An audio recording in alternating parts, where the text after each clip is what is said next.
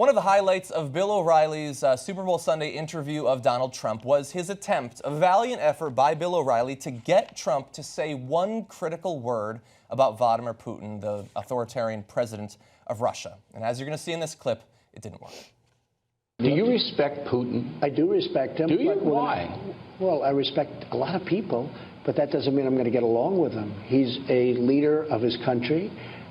I say it's better to get along with Russia than not. And if Russia helps us in the fight against ISIS, which is a major fight, and Islamic terrorism all over the world, right, major fight, that's a good thing. Will I get along with him? I have no idea. He's a killer, though. Putin's a killer. A lot of killers. We got a lot of killers. Why, you think our country's so innocent? You think our country's so innocent? I don't know of any government leaders that are killers in America. Well, take a look at what we've done, too. We've made a lot of mistakes. I've been against the war in Iraq from the beginning. Yeah, mistakes are different than... A lot of mistakes, okay, but a lot of people were killed. So a lot of killers around, believe me. That's interesting. Yeah. I mean, Trump himself just made a gigantic mistake that killed an 8-year-old kid in Yemen. Well, maybe he's including himself Is that what he's referring to? Yeah, look, it's bizarre, and there's a lot to try to dissect there. It seems very forced and psychologically odd. It looks like a guy who's desperately trying not to insult someone who might have some secret information about him. That's what it seems like to me. I feel uncomfortable with the master that's behind us right now. The master graphic. Yeah, when we planned it, I didn't know that that's what it was going to look like. Right, but it's okay. There was a point, it had something to do with a lyric about being innocent. I think it's lost in translation. Yeah. But you saw the tape there, and look, this is not the only time that this has happened. Let's go back to the end of 2015. This is a constant narrative from Donald Trump when asked to criticize Vladimir Putin. Like Vladimir Putin's comments about you? Sure. When people call you brilliant, it's always good, especially when the person heads up Russia. Yeah. Well, I mean, also as a person that kills journalists, political opponents, and invades countries. And invades countries. Obviously, it would be a concern, would it not? He's running this country, and at least he's a leader, you know, unlike what we have in this country. No, but again, he kills journalists that don't agree with him. Well, I think our country does plenty of killing also, Joe. So, you know. There's a lot of stupidity going on in the world right now, Joe. A lot of killing going on, a lot of stupidity, and that's the way it is. But you didn't ask me the question. You asked me a different question, so that's fine. What? I don't know that last part. Yes, there is a lot of killing and a lot of stupidity. So his response to Joe Scarborough mentioning that Vladimir Putin kills journalists who oppose him was, well, at least he's a leader. Mm-hmm. So you kind of see, you know, what Donald Trump's mindset is, and it's scary. And look, one of the stories that broke after his inauguration was that several journalists who were just merely covering the protests on Inauguration Day were arrested, and they were charged with rioting, even though there was no evidence indicating that they were rioting. The police report was the exact same for every single journalist that was arrested, right? The exact same wording, no specifics on what kind of rioting they were engaged in. They're reporters, they're gonna be at the protest. If there are rioters there, you don't arrest the journalists who are covering them. That's their job, that's what they're supposed to do. Weird, I thought the right wing really valued free speech and the First Amendment, but apparently they don't, unless it has to do with a professional troll going to college campuses to provoke a response.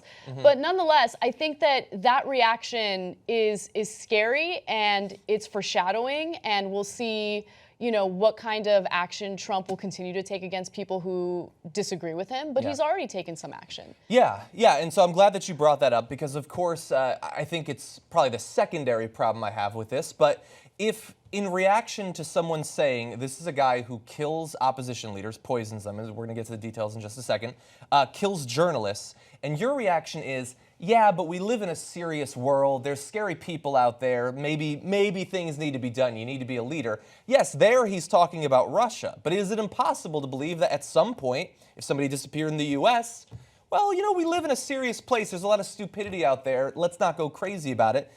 That could potentially be the case. And look, he has some point.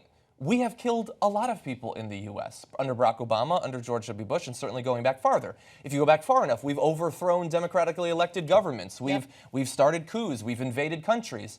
I don't think that recently we've invaded countries like Russia invaded Crimea simply to add to our territory, but we certainly have occupied a lot of places, killed a lot of people.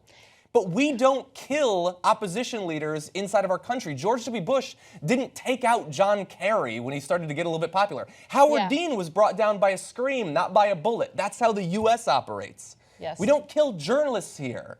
We lock up whistleblowers, but we don't kill journalists. Yeah, we do. We do.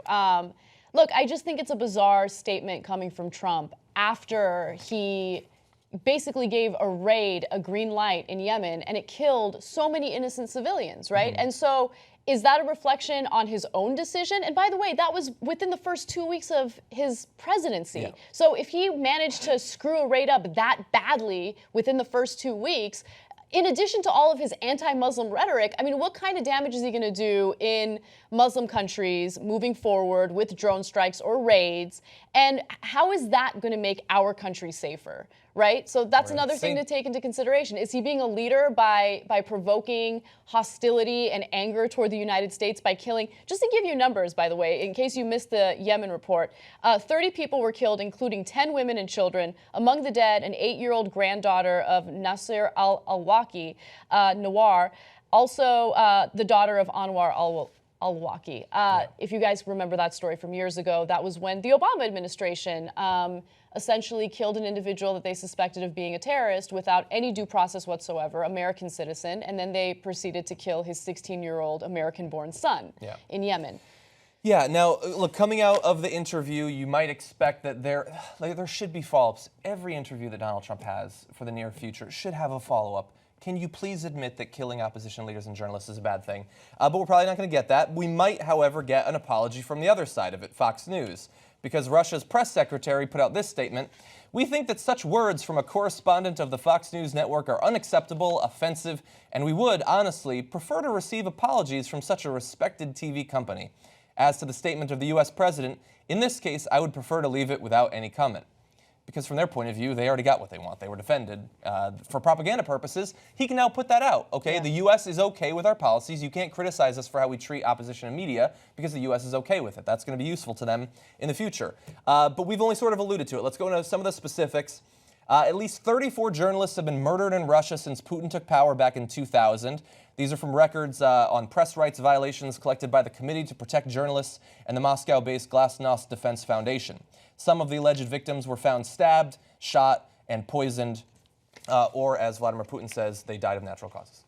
But also, it's not just journalists, it's politicians as well. Last week, I don't think that we got to this on the show, but last week, Putin critic Vladimir Kara-Murza, who nearly died of a suspected poisoning 2 years ago, had been hospitalized for organ failure. So 2 years ago, the day before he was going to lead an opposition rally against Vladimir Putin, this 35-year-old, I believe, he might have been 33, suddenly came down with normal 30-year-old health problems. Almost all of his organs failed, and he went into a coma that took a week to come back from, and he had to relearn how to walk. Then, a couple of years go by, and just a few days ago, he's doing a screening of a movie about the murder of Boris Nemtsov, which we'll turn to in just a second, and he suddenly has organ failure again. Weird. What a coincidence. And by the way, Boris Nemtsov was an up-and-coming, considered a threat, opposition leader, a threat to Vladimir Putin, and he's walking outside of the government building, and he's shot dead. He's shot 4 or 5 times right outside of his government building. Hey, but you know, at least Vladimir Putin's a leader. That's true, and Vladimir Putin, to his credit, did order an investigation. And we still don't really know what happened, surprisingly. You're at the end of this video, so the Young Turks is over. Wrong! The Young Turks is just beginning. Membership gives you the full 2-hour show, plus all of our member shows, old school, aggressive, progressive, TYT postgame every single day. Join and come and see how great membership is. TYTnetwork.com/join.